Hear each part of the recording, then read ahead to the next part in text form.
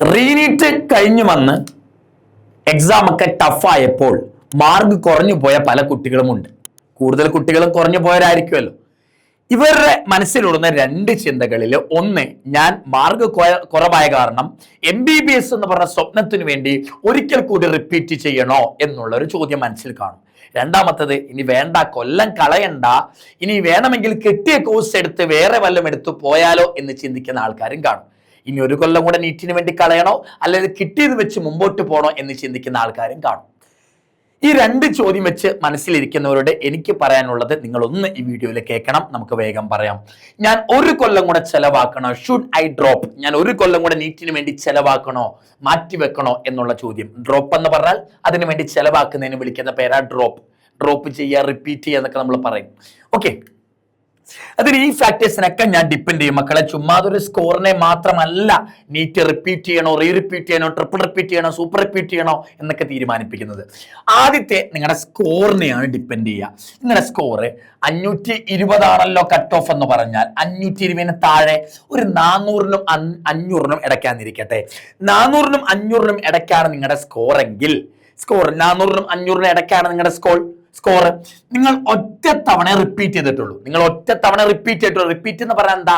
Plus two കഴിഞ്ഞ് ഒരു കൊല്ലം ചെലവാക്കി, ഒരു കൊല്ലം ചെലവാക്കിയാൽ റിപ്പീറ്റ്, 2 കൊല്ലമാണ് റിപ്പീറ്റ്, 3 കൊല്ലമാണ് സൂപ്പർ റിപ്പീറ്റ്, അല്ല ട്രിപ്പിൾ റിപ്പീറ്റ്, 4 സൂപ്പർ റിപ്പീറ്റ് എന്നൊക്കെ വിളിക്കുക. അങ്ങനെ 5, 6, 7 ഒക്കെ ചെയ്തവരുണ്ട്. 400-നും 500-നും ഇടയ്ക്കാണ് സ്കോർ.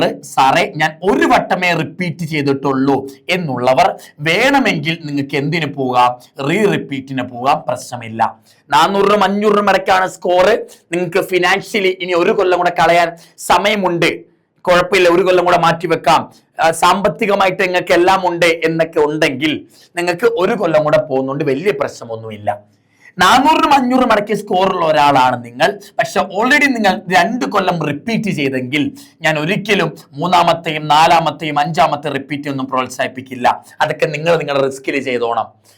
400-നും 500-നും ഇടയ്ക്കാണ് സ്കോർ, ഒരു വട്ടമേ റിപ്പീറ്റ് ചെയ്തിട്ടുള്ളെങ്കിൽ റിപ്പീറ്റിന് പോകാം. ഞാൻ പറയും ധൈര്യമായിട്ട് പൊക്കോ, ഒരു കൊല്ലം കൂടെ MBBSന് വേണ്ടി ചെലവാക്കുന്നതിൽ പ്രശ്നമൊന്നുമില്ല. 400-നും 500-നും ഇടയ്ക്കാ സ്കോർ, പക്ഷെ 2 കൊല്ലം ഓൾറെഡി റിപ്പീറ്റ് ചെയ്തിട്ടുണ്ടെങ്കിൽ 3-ഉം 4-ഉം 5-ഉം ഒക്കെ പോകുന്നത് നിങ്ങൾ നിങ്ങളുടെ റിസ്കിൽ ചെയ്തോണം. ചെയ്യുന്നത് കൊണ്ട് തെറ്റുണ്ടെന്നല്ല, ചെയ്യാം, വേണമെങ്കിൽ ചെയ്യാം. കാരണം ഇതൊക്കെ എന്ന് പറയുമ്പോൾ ബോർഡർ സ്കോറാ. 500, 520 ഒക്കെയാണ് കട്ട് ഓഫ് എങ്കിൽ 450-ഉം 500-ഉം ഒക്കെ കിട്ടിയ കുട്ടീനെ സംബന്ധിച്ച് ഭയങ്കര സങ്കടമായിരിക്കും. ആ കുട്ടീനുള്ളിൽ ഭയങ്കര വാശിയായിരിക്കും ഒരു കൊല്ലം റിപ്പീറ്റ് ചെയ്ത് തിരിച്ചു വരാൻ വേണ്ടി. അങ്ങനെയുള്ളവർക്ക് 2ും 3ും 4ും ഒന്നും പോകുന്നുണ്ട്, പ്രശ്നമൊന്നുമില്ല കേട്ടോ.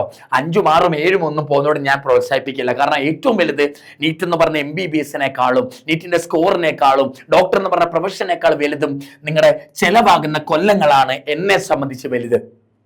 നിങ്ങൾക്ക് ഡോക്ടറാകാൻ താല്പര്യമുണ്ടോ മക്കളെ? നിങ്ങൾ കൊല്ലങ്ങളോളം 10-ഉം 15 കൊല്ലം റിപ്പീറ്റ് ചെയ്തോ, 3-ഉം 4-ഉം കൊല്ലം നമുക്ക് റിപ്പീറ്റ് ചെയ്തോ എന്ന് പറയുന്നേക്കാൾ കൂടുതൽ ഞാൻ നിങ്ങളെ പ്രോത്സാഹിപ്പിക്കുക, 1-ഓ 2-ഓ കൊല്ലം റിപ്പീറ്റ് ചെയ്ത് നോക്കിക്കോ, കിട്ടിയില്ലെങ്കിൽ വിട്ട് വേറെ ഒരുപാട് കോഴ്സിന്റെ പിന്നാലെ പോകും എന്നേ ഞാൻ പറയുള്ളൂ മക്കളെ. ഒരുപാട് കൊല്ലം നിങ്ങൾ ചെലവാക്കിയല്ലേ, നീറ്റ് എന്ന് പറയുന്ന വലിയൊരു സ്വപ്നത്തിന് വേണ്ടി ഒരുപാട് കൊല്ലം നിങ്ങൾ കളയാൻ നിൽക്കരുത്. അത് എവിടാണെങ്കിലും ഞാൻ പറയും, ഒരുപാട് കൊല്ലം, അതായത് റിപ്പീറ്റ് റിപ്പീറ്റും ഒക്കെ ഓക്കെയാ, റിപ്പീറ്റ് ഒക്കെ ഓക്കെയാ, പക്ഷെ 3-ഉം 4-ഉം 5-ഉം ഒക്കെ റിപ്പീറ്റ് ചെയ്യുന്നതിന് മുമ്പ് നിങ്ങൾ നല്ല പോലെ ആലോചിച്ച് വേണം തീരുമാനമെടുക്കാൻ. ഇവിടെ നിങ്ങൾക്ക് നീറ്റിന്റെ border score, sir 520 cut off, എനിക്ക് 500 ഉണ്ട്, പക്ഷെ നിങ്ങൾ ഓൾറെഡി 5 വട്ടം റിപ്പീറ്റ് ചെയ്താ എന്താ കാര്യം? 5 കൊല്ലം കളഞ്ഞു.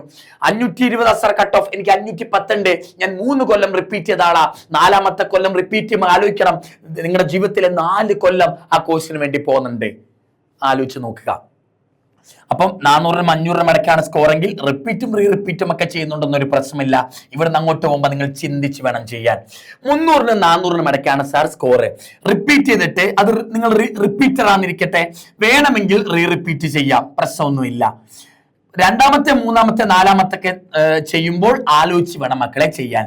300-നേക്കാൾ മാർക്ക് കുറവാണ്, നല്ല മാർക്ക് കുറവാ, ഫസ്റ്റ് റിപ്പീറ്റർ ആയിട്ടുള്ളൂ. വേണമെങ്കിൽ ഞാൻ പറയുന്നു, ഇവിടൊക്കെ ഞാൻ പൊക്കോ എന്നാ പറഞ്ഞത്, റിപ്പീറ്റ് ചെയ്യാൻ വേണമെങ്കിൽ നിങ്ങൾ ഫസ്റ്റ് റിപ്പീറ്റ് കാണിച്ച മിസ്റ്റേക്കും മണ്ടത്തരങ്ങളും ഒക്കെ മാറ്റാൻ പറ്റുമെങ്കിൽ നിങ്ങൾ റിപ്പീറ്റിന് പോവാ. നിങ്ങൾ 300-ന് താഴെ മാർക്ക്, പക്ഷെ ഓൾറെഡി റിപ്പീറ്റർ ആണെങ്കിൽ 3-ഉം 4-ഉം 5-ഉം റിപ്പീറ്റും ചെയ്യാൻ ഞാൻ പ്രോത്സാഹിപ്പിക്കില്ല. ഞാൻ പറഞ്ഞല്ലോ, എനിക്ക് ഏറ്റവും വലുത് നിങ്ങളുടെ വർഷങ്ങളാണ്. എനിക്ക് ഏറ്റവും വലുത് MBBS എന്ന് പറഞ്ഞ കോഴ്സിനേക്കാൾ ഞാൻ പ്രാധാന്യം കൊടുക്കുന്ന നിങ്ങളുടെ വർഷങ്ങൾക്കാ. നീറ്റ് എന്ന് പറഞ്ഞ കോഴ്സിന് വേണ്ടി ഫസ്റ്റ് റിപ്പീറ്റും സെക്കൻഡ് റിപ്പീറ്റും ഒക്കെ പോവാ, വലിയ പ്രശ്നമൊന്നുമില്ല. ഞാൻ 2 കൊല്ലം റിപ്പീറ്റ് ഒരാളാ. മാക്സിമം നിങ്ങൾക്ക് 3ാമത്തെ കൊല്ലവും പൊക്കോ. ഞാൻ ഒന്ന് പ്രോത്സാഹിപ്പിക്കില്ലെങ്കിലും ഞാൻ പറഞ്ഞാണ്, ഒരു ചാൻസ് കൂടെ തന്നതാ. ഫസ്റ്റ് റിപ്പീറ്റ് സെക്കൻഡ് റിപ്പീറ്റും ഓക്കെയാ. പക്ഷെ നീറ്റ് എന്ന് പറഞ്ഞൊരു എക്സാമിന് വേണ്ടി MBBSന് വേണ്ടി 3 കൊല്ലം കളയേണ്ട കാര്യമൊന്നുമില്ല. 3ാമത്തെ കൊല്ലം നിങ്ങൾ വാച്ച് ചെയ്തിട്ട് നിങ്ങൾക്ക് പറ്റുമെങ്കിൽ മിസ്റ്റേക്കൊക്കെ മാറ്റി MBBS കിട്ടുമെന്നോ അത്ര ഉറപ്പുണ്ടെങ്കിലേ നിങ്ങൾ 3ാമത്തെ കൊല്ലം ചെലവാക്കാൻ പാടുള്ളൂ. 4ഉം 5ഉം ഒക്കെ ചെലവാക്കുമ്പോൾ ആലോചിച്ച് വേണം മക്കളെ ചെലവാക്കാൻ. രണ്ടാമത്തെ നിങ്ങളുടെ സ്കോറിനെ ഡിപ്പെൻഡ് ചെയ്യും. സ്കോറൊക്കെ ഭയങ്കര ബോർഡറിലായിരിക്കണം. 400ഉം 500ഉം ഒക്കെ കിട്ടിയവരുണ്ടെങ്കിലോ ഫസ്റ്റും സെക്കൻഡും തേർഡൊക്കെ റിപ്പീറ്റ് ആണെങ്കിൽ നിങ്ങൾക്ക് 1 കൊല്ലം കൂടെ ശ്രമിക്കുന്നതുകൊണ്ട് പ്രശ്നമില്ല. നീറ്റിന്റെ സ്കോറിനോട് അടുത്ത് വന്നു. ഭയങ്കര മാർക്ക് കുറവാ, 300-നേക്കാളൊക്കെ താഴെ കുറവാണെങ്കിൽ, എത്ര പഠിച്ചിട്ടും മാർക്ക് കയറി വരുന്നില്ലെങ്കിൽ, നിങ്ങൾ നിങ്ങളുടെ സ്ഥാപനത്തിൽ പഠിക്കുമ്പോൾ നീറ്റ് എക്സാമിൽ റാങ്ക് വൃത്തിക്ക് വന്നിട്ടില്ലെങ്കിൽ ഇനി അതിന് മെനക്കരണ്ടാന്നേ ഞാൻ പറയുള്ളൂ. എന്തോ ഒരു മിസ്റ്റേക്ക് ഉണ്ട്, നമുക്ക് മാറ്റാൻ പറ്റാത്ത എന്തോ ഒരു മിസ്റ്റേക്ക് ഉണ്ട്. 2, 3, 4 വട്ടമൊക്കെ റിപ്പീറ്റ് ചെയ്തിട്ട് മാറുന്നില്ലെങ്കിൽ നമ്മളെ കൊണ്ട് മാറ്റാൻ പറ്റാത്ത എന്തോ മിസ്റ്റേക്ക് ഉണ്ട്. അത് മാറുന്നില്ല എന്നാണ് അതിന്റെ അർത്ഥം. അതിന്റെ അർത്ഥം എന്താ? നീറ്റ് എക്സാം ഒഴിവാക്കി വേറെ കോഴ്സുകൾ തിരഞ്ഞെടുക്കുക. ഓക്കെ.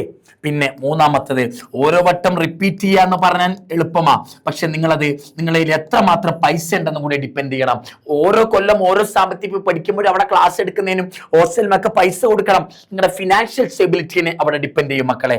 4ാമത്തത്, നിങ്ങൾ എത്രമാത്രം ഇമോഷണലി സ്റ്റേബിൾ ആണ്. ടെൻഷൻ വന്നാൽ, ആൻസൈറ്റി വന്നാൽ, റാങ്ക് കുറഞ്ഞു പോയാൽ തിരിച്ചു വരാനുള്ള മെന്റാലിറ്റി, ആ സ്ട്രോങ് മെന്റാലിറ്റി ഉണ്ടെങ്കിൽ മാത്രം ഓരോ കൊല്ലം റിപ്പീറ്റിന് പോയാൽ മതി. 5ാമത്തത്, ഫിസിക്കലി നിങ്ങൾ സ്റ്റേബിൾ ആണോ? ഫസ്റ്റ് റിപ്പീറ്റ് ചെയ്തു, ശ്വാസം മുട്ടൽ മാസ്മയൊക്കെ വന്നു. സെക്കൻഡ് റിപ്പീറ്റ് ചെയ്തു, വയറിന് പ്രശ്നം വന്നു. തേർഡ് റിപ്പീറ്റ് ചെയ്തപ്പം ഭയങ്കര ക്ഷീണം വന്നു.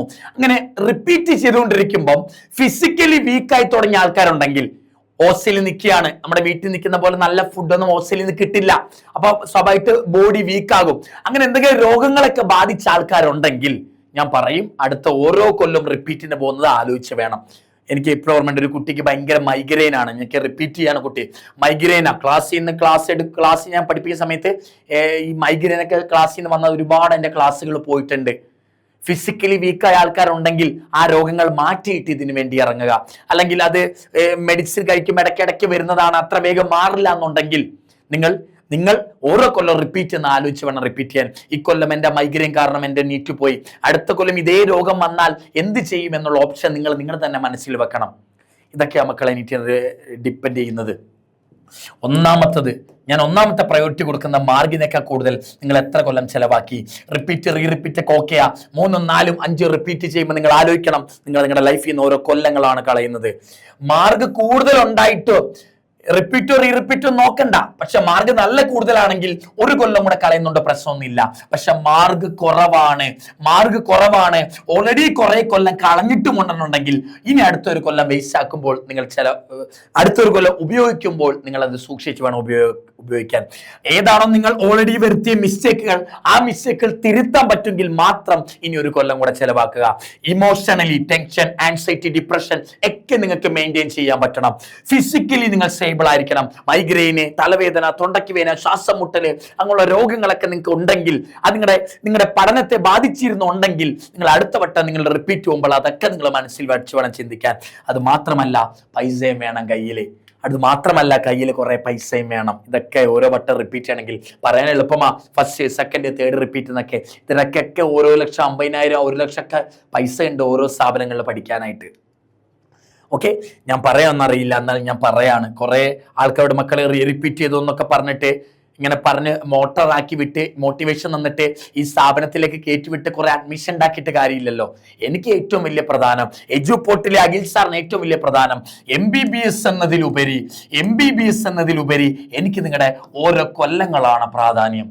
MBBS എന്ന കോഴ്സിനേക്കാൾ എനിക്ക് വലുത് നിങ്ങളുടെ ജീവിതത്തിലെ സുന്ദരമായ ഓരോ കൊല്ലങ്ങളാണ് എനിക്ക് ഏറ്റവും വലുത്. അതുകൊണ്ടാണ് മക്കളെ ഞാൻ ഇങ്ങനെ സംസാരിച്ചത്. ഇനി ഒന്നും പറ്റില്ലെങ്കിൽ MBBS നിങ്ങൾക്ക് നീറ്റിൽ കിട്ടുന്നില്ല, മാർക്കില്ലെങ്കിൽ നിങ്ങൾക്ക് BDS എടുക്കാം, BAMS എടുക്കാം, BVSC എടുക്കാം, വെറ്റിനറി എടുക്കാം, ആയുർവേദം എടുക്കാം, യുനാനി എടുക്കാം, സിദ്ധ എടുക്കാം, അഗ്രികൾച്ചർ എടുക്കാം.